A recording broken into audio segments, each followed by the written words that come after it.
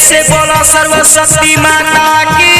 जय। जब हम लड्डू की ना के डीजे माई बचन हम चरण छुई के स्कूल जब हम लड्डू की ना के present by RK recording studio Premnagar. साल भर बिना बाली आबै छै गे आजन बाजन सब तर बाजै छै गे आजन बाजन सब तर बाजै छै गे साल भर बिना बाली आबै छै गे आजन बाजन सब तर बाजै छै गे करे नै माना हमर गे मम्मी बात हमर मान गे स्कूल जइबो हम लड्डू कीन के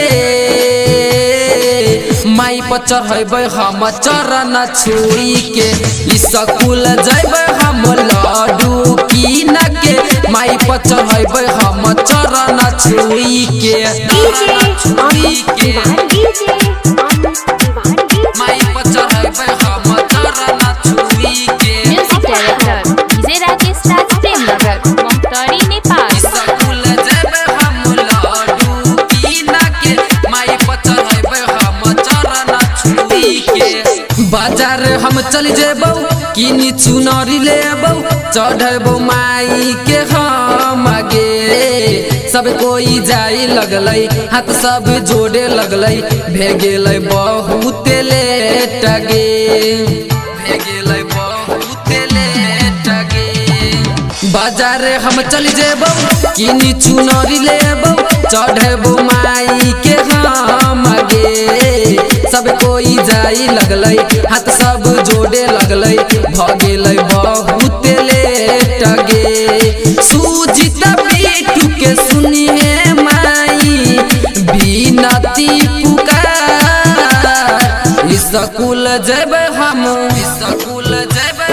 लड्डू कीन के माई पर चढ़ेबै हम चरण छुई के स्कूल जइबै हम लड्डू कीन के माई पर चढ़ेबै हम चरण छुई के माई पर चढ़ेबै हम चरण छुई के म्यूजिक डायरेक्टर डीजे राकेश राज प्रेमनगर मोहतरी नेपाल। स्कूल जइबै हम लड्डू कीन के माई पर चढ़ेबै हम चरण छुई के बुनिया छनाई छै पूजा होई छै सबे छै लाइन में खड़ा गे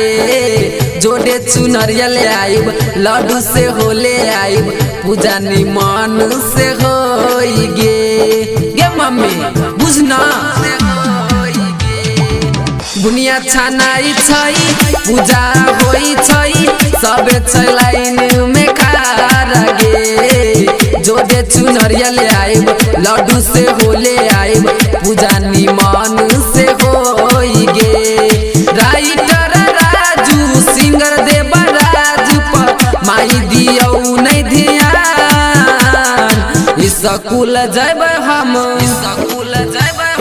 लड्डू कीन के माई पर चढ़ेबै हम चरण छुई के स्कूल जइबै हम लड्डू कीन के माई पर चढ़ेबै हम चरण छुई के स्टूडियो सीतापुर